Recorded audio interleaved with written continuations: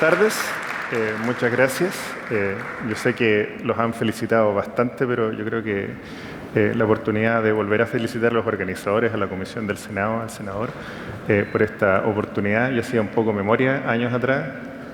no sé si tanto, estaba sentado, no sé, por allá arriba, viendo una charla en este mismo lugar y probablemente fue muy importante en mi desarrollo científico, como espero que este evento lo sea para muchos de ustedes. Así que muchas gracias. Bueno, yendo al tema que nos convoca, como comentaba en la presentación, nuestra investigación desarrollada en Chile está en el contexto del cáncer y vamos a volver a retomar este tema. Y habitualmente cuando uno tiene la oportunidad o tiene que presentar, hacer clases, en fin, donde sea, habitualmente uno da malas noticias, ¿no es cierto? La mortalidad por cáncer es una causa número 1 o número 2, dependiendo de la región del país, una causa de mortalidad importante, es una enfermedad de impacto significativo, pero recientemente CNN y otras cadenas noticiosas, tanto en Chile también, nos contaron que en realidad después de muchos años esta es una tendencia al alza en los países desarrollados que afortunadamente de alguna manera habíamos constatado que se había quebrado. Y lo que ellos nos mostraban era que había habido una disminución sobre una década en el orden de un 25% de la mortalidad asociada a cáncer en Estados Unidos. Y lo que pueden ver en este gráfico, tanto en hombres como mujeres, y ahí muestro la referencia original recientemente publicada, año 2017, es que la proyección a la tendencia a la mortalidad por cáncer en los países desarrollados al alza, de cierta manera se estabilizó, lo que generó alrededor de la posibilidad de prevenir del orden de sobre 2 millones de decesos en ese país en particular. Y nosotros en Chile, en realidad, bueno, esa era la buena noticia. La mala noticia es que en realidad nosotros estamos un poco como estaban los países desarrollados hace 10 o 20 años atrás, es decir, nuestra tasa de mortalidad por cáncer está aumentando de una manera importante, y si uno hace proyecciones al año 2023 y 2034, que la verdad es que no están muy lejos, encuentra que nos vamos a parecer de nuevo a los países desarrollados y la perspectiva no es muy alentadora. Y ahí las líneas roja y verde muestran la mortalidad por cáncer en Chile y arriba en amarillo y azul se muestra la misma curva para mujeres y hombres en los Estados Unidos, y ahí se puede ver que se produce efectivamente este quiebre de la tendencia al alza y nosotros lamentablemente al revés vamos hacia arriba. Y esto ha ocurrido, este cambio en el patrón de la mortalidad ha ocurrido por una serie de factores, y el más relevante probablemente en el caso de Estados Unidos es la disminución en el hábito de fumar, que por lejos solo puede explicar directamente hasta un 33% de los casos de cáncer, y se estima que su modificación del hábito de fumar puede dar cuenta hasta de un 50% de reducción en la mortalidad por cáncer observada en los países desarrollados. El segundo factor en el que Estados Unidos no lo hace tan bien y en el cual nosotros queremos parecernos a los países desarrollados, sin duda es la obesidad y el sobrepeso, que son un problema de salud a nivel global. Y otro factor que sin duda ha impactado o ha sido responsable de esta buena noticia es que hoy día somos capaces de diagnosticar esta enfermedad antes, existe la metodología, existe el conocimiento para hacer un diagnóstico precoz, y eso explica un porcentaje importante de esta reducción, y también la existencia de nuevos tratamientos de distintos tipos que han surgido producto de la investigación biomédica en esta área en los últimos años y que, como se ve, dan cuenta de un porcentaje no menor de la reducción de esta mortalidad en cáncer en los países desarrollados. Entonces, el concepto que estaba un poco detrás, y voy a centrar el resto de mi exposición en estos nuevos tratamientos que hoy por hoy están disponibles, es esta idea de la medicina de precisión, que es una suerte de hipótesis, por un lado, y una promesa, por otro, donde queremos hacer real este concepto muy antiguo de la medicina que hablaba que no existen enfermedades, sino que existen enfermos. Y cada enfermo tiene derecho a tener sus particularidades, sus características, y hoy por hoy el conocimiento en biomedicina se ha acumulado de manera gigantesca. Conocemos el genoma del cáncer, sus alteraciones genéticas a nivel de proteínas, a nivel de su composición, de su estructura, de su fenotipo, y el desafío es cómo toda esa información que somos capaces de generar en el laboratorio podemos ser capaces de generarla en un hospital, en la práctica clínica, y más aún cómo ser capaces de utilizarla para indicar el mejor tratamiento para un enfermo en particular. Es decir, no vamos a indicar un tratamiento para el promedio de los enfermos, sino vamos a tratar de indicar un tratamiento que es el más adecuado para alguien, una persona con nombre y apellido que pertenece a algún grupo con características especiales. Entonces, todo esto es posible porque el cáncer es una enfermedad genética, no genética en el sentido de heredable, ya que en realidad solo un pequeño porcentaje de los casos de cánceres se explican por alteraciones heredables, sino más bien porque las células tumorales han sufrido alteraciones importantes en su material genético, lo que hoy día llamamos conceptualmente en su genoma, ¿cierto? Y este cartoon nos pretende mostrar que existen estos cambios a nivel de la composición de los ácidos nucleicos, que son los que componen el material genético, y que se traducen en cambios también en la función y actividad de las proteínas, las que tienen que ver con el fenotipo, con el comportamiento de las células, y el cáncer, su nombre antiguo así lo indica, es un comportamiento agresor, invasivo, que no respeta límites, ¿cierto? Y esos cambios explican ese comportamiento de las células tumorales. Y este es un ejemplo de muchos, donde ustedes pueden ver en el gráfico que está a mi izquierda, si tenemos un conjunto de pacientes, en este caso con cáncer de pulmón, por ejemplo, los cuales son sometidos a un tratamiento idéntico, todos ellos, y son seguidos por alrededor de 30 meses, vemos que la probabilidad de que estos pacientes vuelvan a tener la enfermedad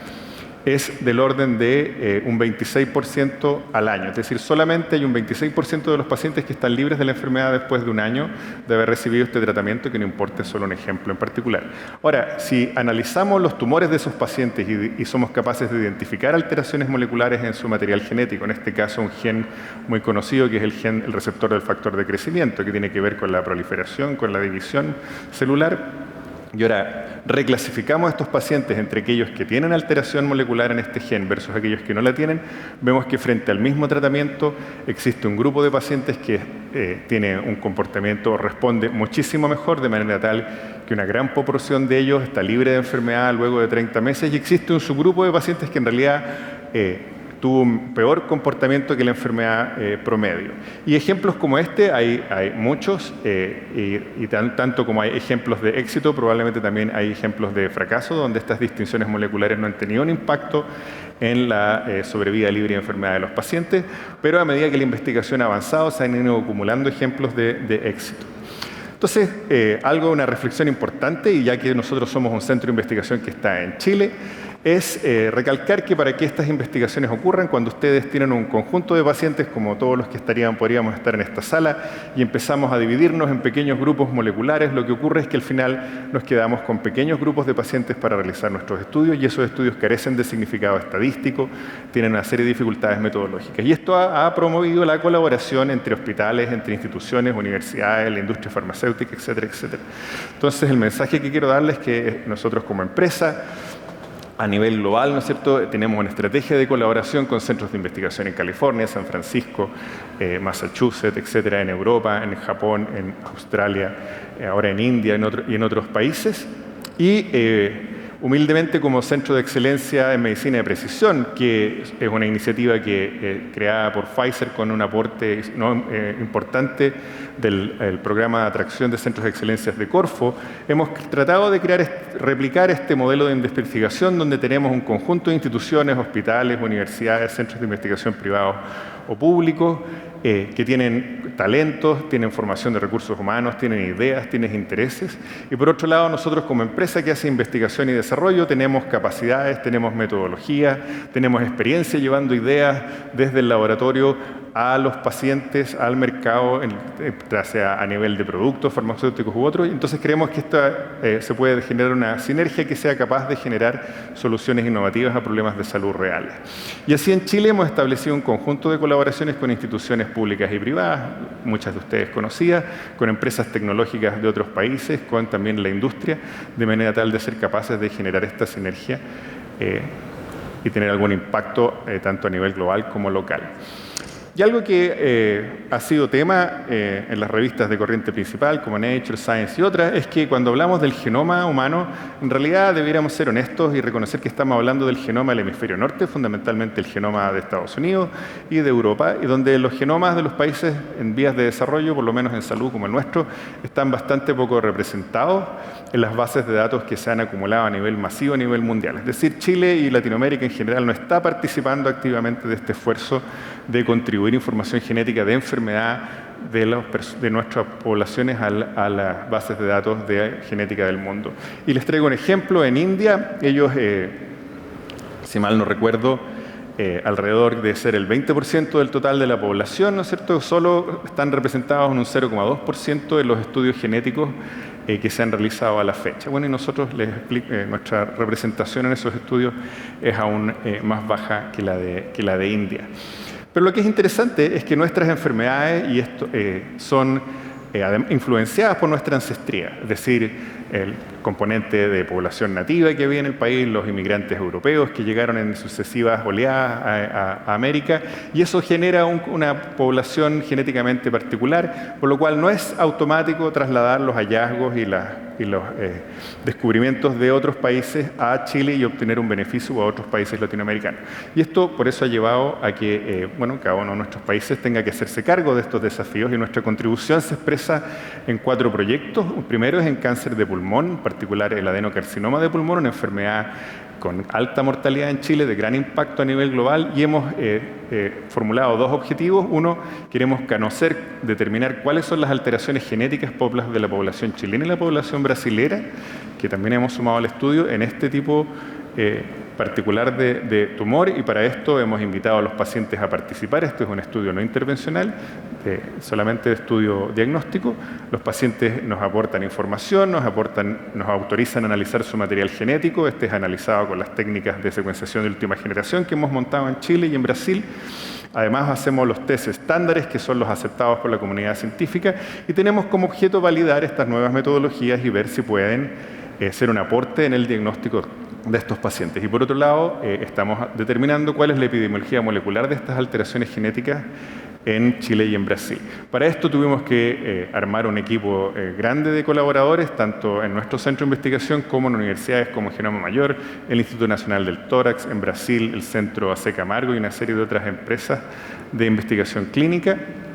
Y, por supuesto, ser capaces de reclutar pacientes. En Chile estamos reclutando pacientes de Arica a Puerto Montt. Ya tenemos la participación de cerca de 1000 personas en este estudio. Es muy ambicioso, esperamos llegar a por lo menos 3000 y, si fuese posible, 6000 pacientes, tanto en Chile como en Brasil. Así que es un estudio de saturación muy ambicioso, probablemente sea el estudio de genómica del cáncer más grande de Latinoamérica que se pueda haber hecho, y esperamos que genere información importante para la toma de decisiones públicas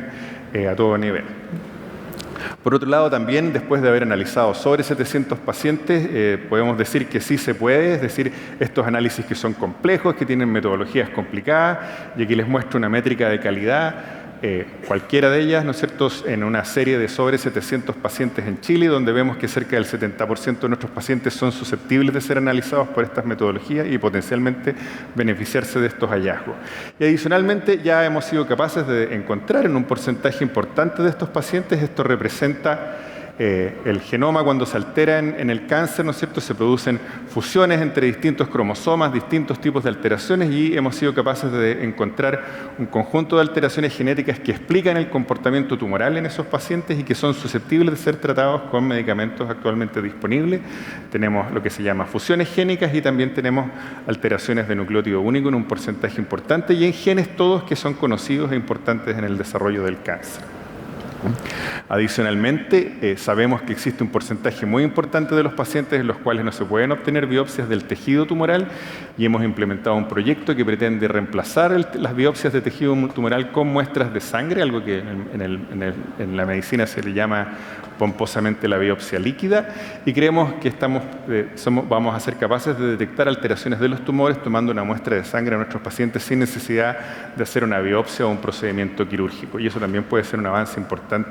en el diagnóstico y tener un impacto en el tratamiento del cáncer. Y finalmente, hablando de colaboración, también tenemos un proyecto en cáncer gástrico. Cáncer gástrico es un problema de salud importante en Chile y no en los países desarrollados, donde es un problema secundario, y aquí en colaboración con la Universidad Católica, ¿no es cierto?, estamos tratando de entender cuáles son las alteraciones moleculares que tienen pacientes con cáncer gástrico en Chile y que podrían ser susceptibles de ser tratadas de una manera distinta. También con la Universidad de Chile, un proyecto en cáncer de mama, donde estamos analizando un tercer nivel de alteraciones a nivel de los RNA mensajeros, que es este intermediario entre la información genética del núcleo y las proteínas a nivel celular, y el que también es susceptible de ser modificado enzimáticamente, y esas modificaciones tienen un impacto